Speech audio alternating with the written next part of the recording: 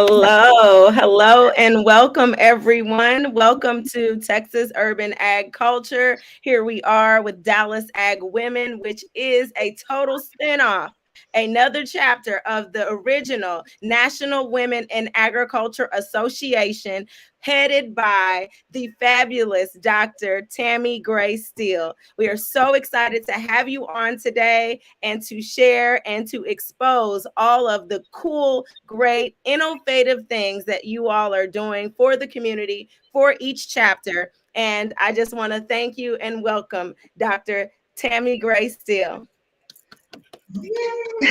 Well, thank you for having me, Darcy. I really, really appreciate it that you took the time to have me on your show. I'm very proud of your chapter and just excited about all the great things you all are doing in Texas. Yes, thank you so much. We had to have you on as the first guest, being that we are a Dallas chapter and we are getting ready to expose all of the women in this space. And we have a plethora of other recordings, but we felt honored and wanted to provide this opportunity for you to be the first, because in a lot of what we're doing, we are quoting the things that you're saying. We're 1% of this industry, even though we know we're probably way more, but in paper, it's like we're 1% of this industry, and we are blown away by how far and how fast. And I don't want to say 15 or 16 years is, fast, but it is in a sense, because most of us have had kids. And in the time that you've started, here you have all of these cool things going. So I definitely wanted to expose those things and start off by asking you, how did you get into this? I started because it's in my blood. Number one, I am a descendant or an offspring, if you will, from the 40 acres and the mule. My family still farmed from the original 40 acres and the mule that was provided through the Emancipation Proclamation. Wow. So they still, one of the only Black farmers in one of the communities here in Oklahoma that still run beef cattle on that property. And we're currently working, trying to do a whole camp, if you will, an agriculture campsite with some of the properties. We're really excited about that project, where families could come out, bring their children, or just camp there. Just, I like glamping, but some people like camping. So we're trying to make it like a combo of glamping and camping, where it's a cabin type setting, but at the same time they can go through the whole farm experience. So that is like I said, I'm an offspring from the 40 acres and the mule. And from there, I started National Women in Agriculture as a result of helping National Black Farmers Association. I used to assist with some of their record keeping, if you will, conference organization setup and all that, and registration. And I saw at the conferences there that there were Black women, but we were just sitting there, and it was all, Black men talking, of course, talking about all the issues that still exist, mind you. And this has been far, like almost 20 years ago when I started assisting them. And I said, well, you know what? I want to start something for women, women of color, Black women, minority women, whomever women. I just want something for women, because as you know, our organization now is very diverse of all cultures. So I started, I incorporated us here on the local level from the little rural town I'm at, and we still have, we call them the OGs. They were at our conference, our national conference here in February. But I started with the women from my hometown, from the rural area. That could even be with my own family, my aunts, my mother. I saw them that we had property, but they weren't doing anything with it. They didn't have that business encouragement, I should say that, because you don't necessarily have to have the skill to push the paperwork, because that's what our organization, I have the young people I hired to help me do that. But no one had encouraged them or empowered them that they were somebody important to the agriculture industry and to hold on to their land. Because most had started talking about, just selling off and getting rid of their land. Their husbands had died, or their family, no other family was still there in our community. And I was like, no, let's start trying to do some things. And so we went in and started getting them like local state grants from Department of Agriculture that helped start like blueberry orchards, peach orchards. We had like strawberry farms, and we did that for different women farmers, help them get those grant resources to diversify for what they were already doing. If it wasn't nothing but where they were just growing vegetables, they still had the farm land where they came from, where before their husbands or their family members actually worked the land. So it was kind of an easy process to get them some resources to do different, we would say, vegetable or fruit production. Right. I really needed the Dallas chapter. You're like in my head because I needed them to understand that component right there. You are the epitome, the example of what it's like to retain the land and bring other people along with you for the ultimate benefit, of the community. That right there is exactly what I'm trying to do. However, my clients are in apartments and they're not, dealing with the land. So we're trying to, be very creative about what they can grow so they can qualify to be a farmer, with that $1,000 annually attempt.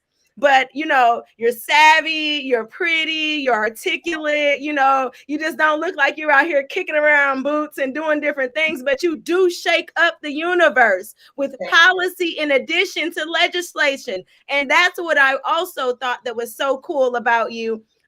Being able to move us in a way that our hands would never be able to directly do.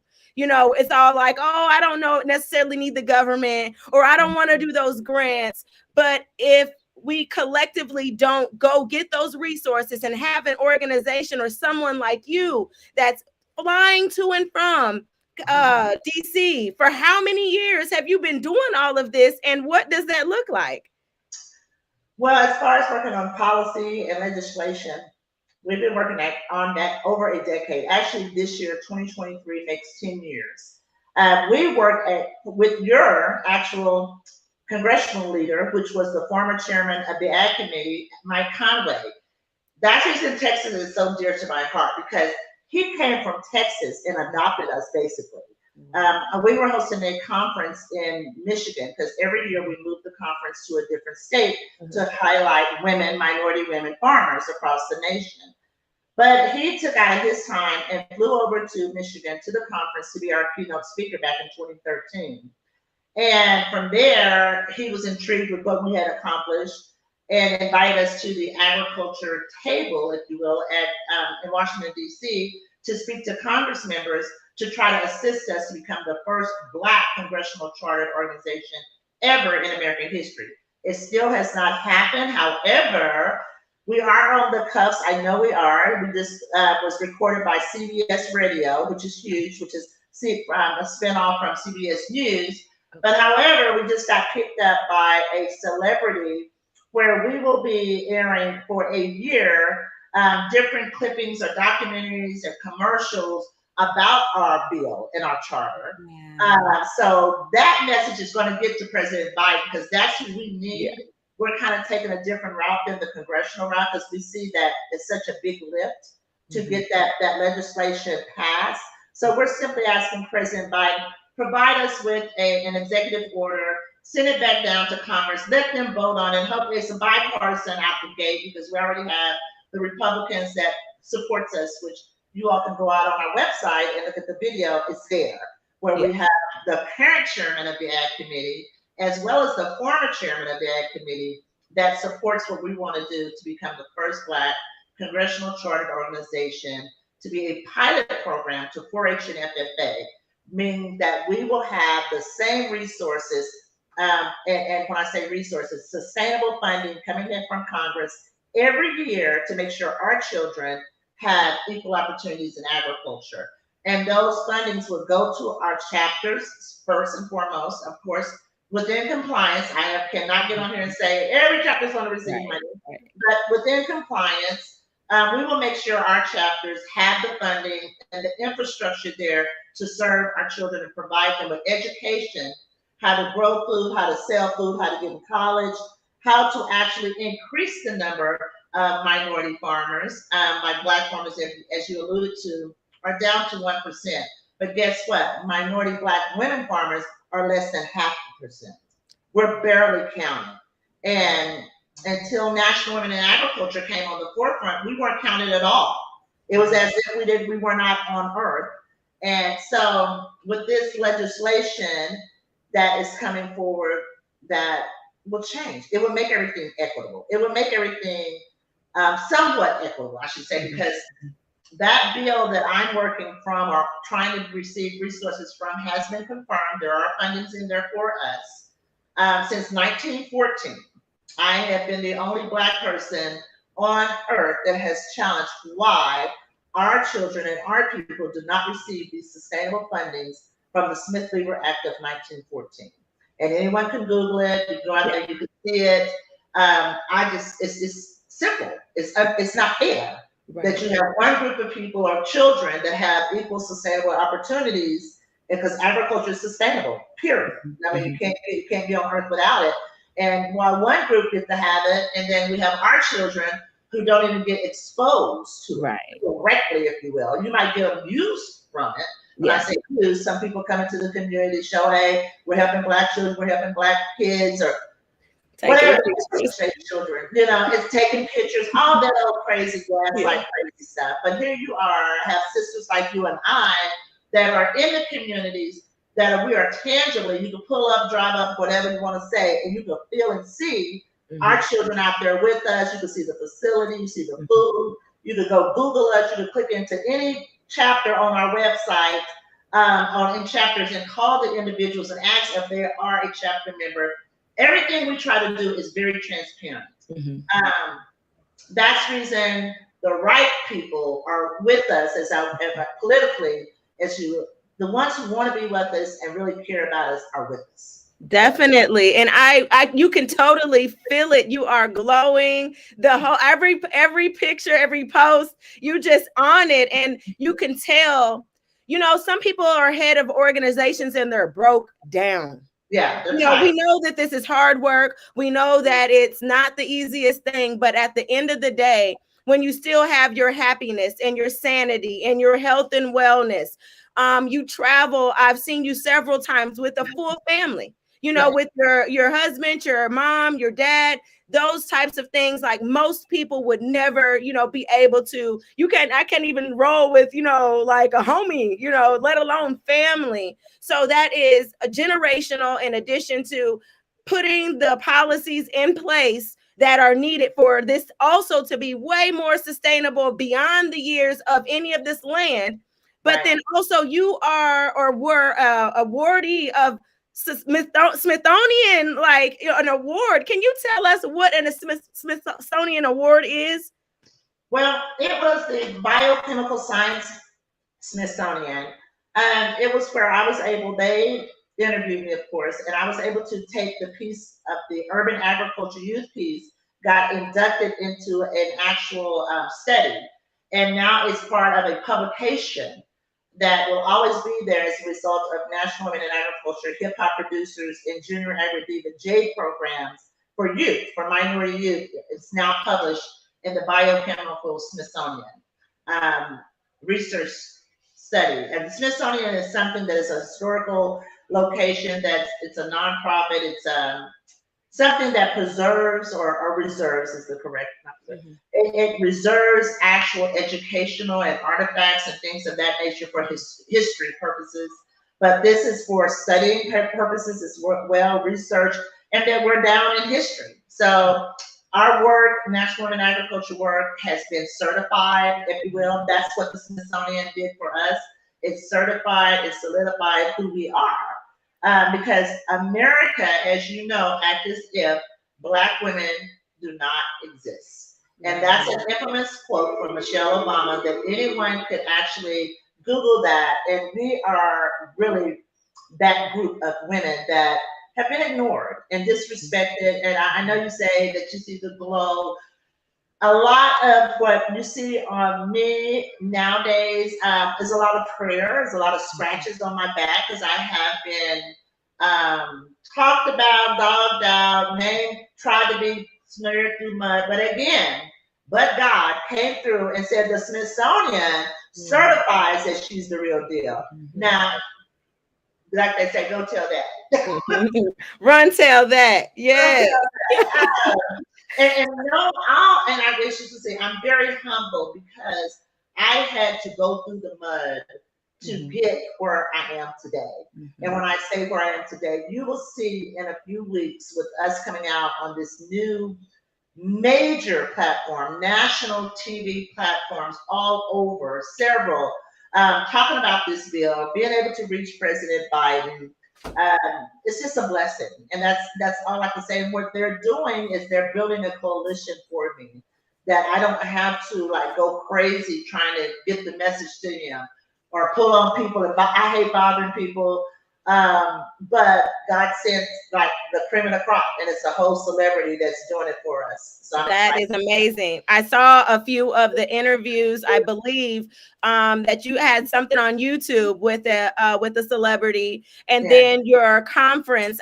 We were able to be on virtually for that. Just the way that you're moving along is imperative for the eyes of the youth, and also having a youthful staff. You know, you have a lot of young people around you that get to rub elbows with this type of process.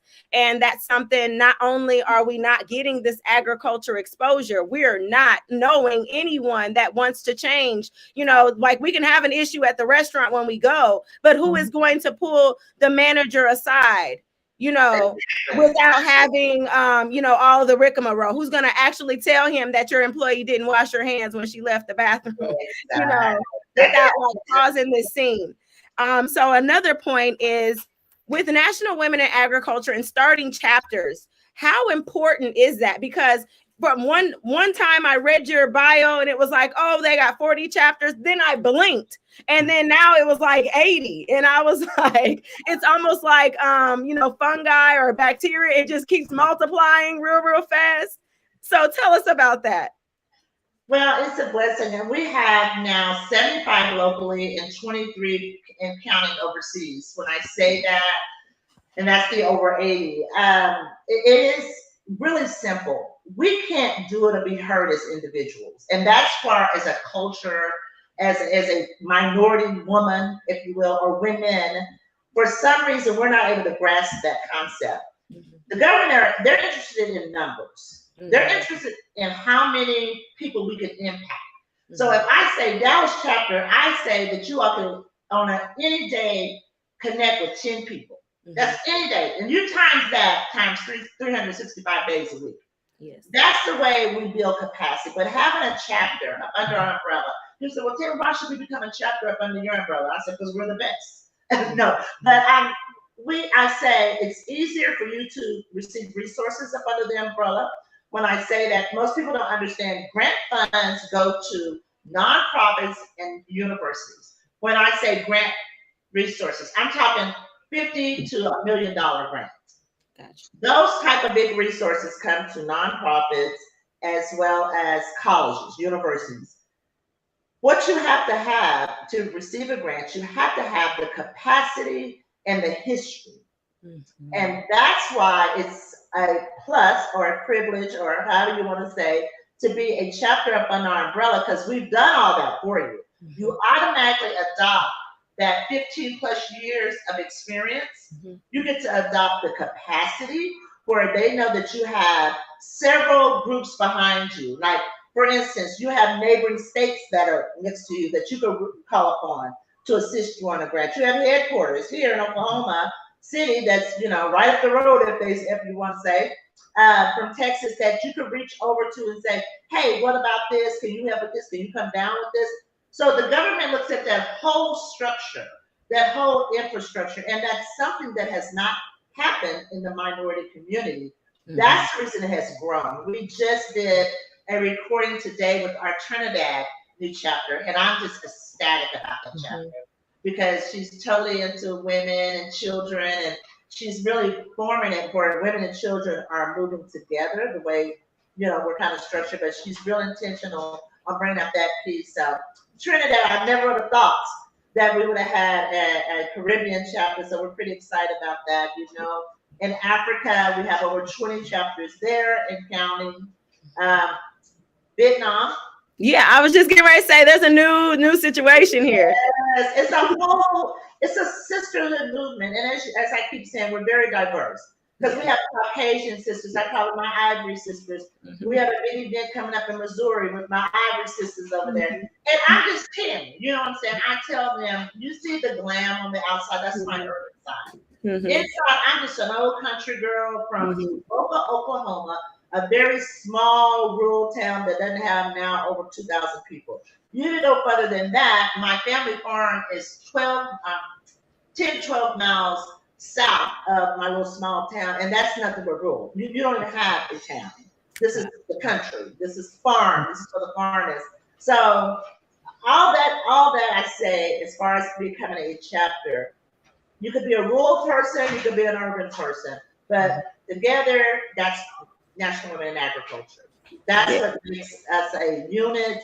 We make the chapter thing work because it's a sisterhood that we're sharing no matter what. We get you incorporated. We do all that paperwork for you to get you started with the grant. Free. We're not charging anyone. That's something that is a gift from headquarters.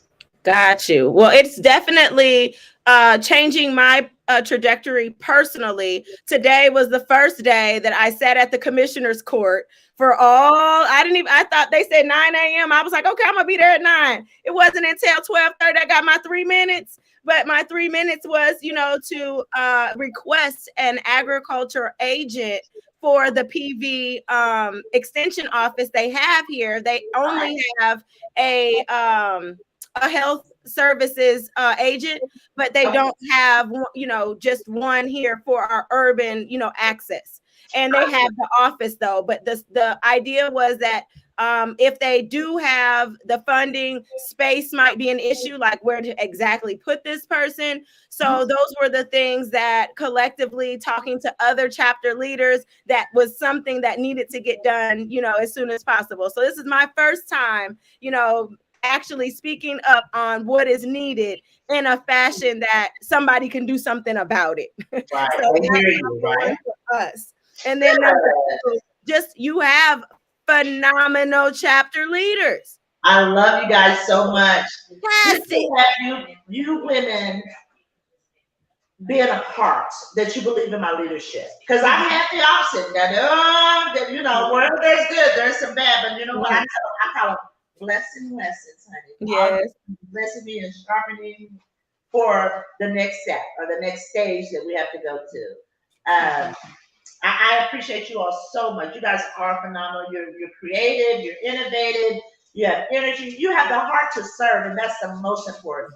Because while you're getting yours, you're helping others along the way. Definitely. And that's what National Women in Agriculture is all about. It is. Sure, and it's hard to tear down the largest minority nonprofit in the world. Well, agriculture nonprofit. That's who we are. Yeah.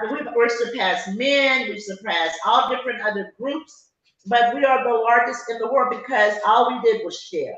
And it's grown. And it's grown to the point that we've hired a whole slew of people to come in here and start working with us here at headquarters. We're dividing the country up, where we have experts working with our chapters, and they'll be getting in contact with you all as well. Specifically, like every Saturday, every first Saturday of the month. Okay. We meet with all the chapter members. We ask, what do you need help with? We have them share what they're doing.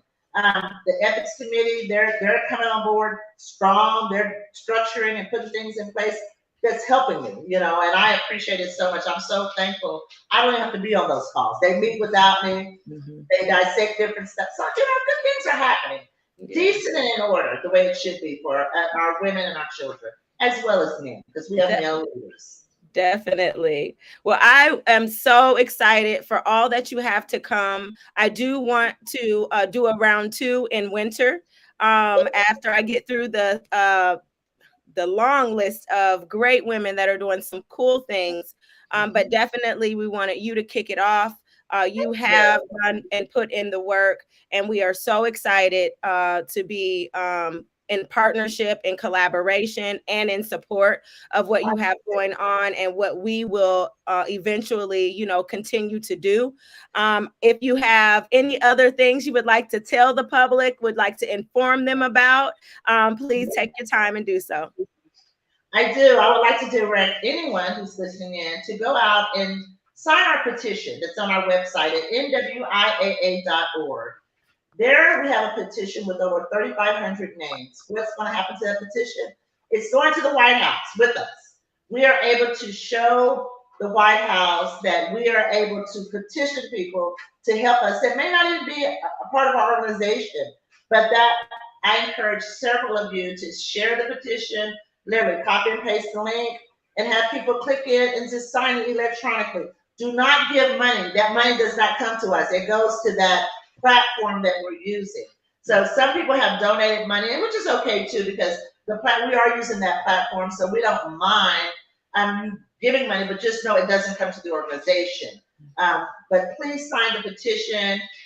Keep us in prayer. That's real important because we're on this journey, and it's historical. It'll be for your grandchildren, your great grandchildren. When I'm long gone and I'm a tree somewhere, because that's how I'm coming back, y'all, as a tree, or some type of plant.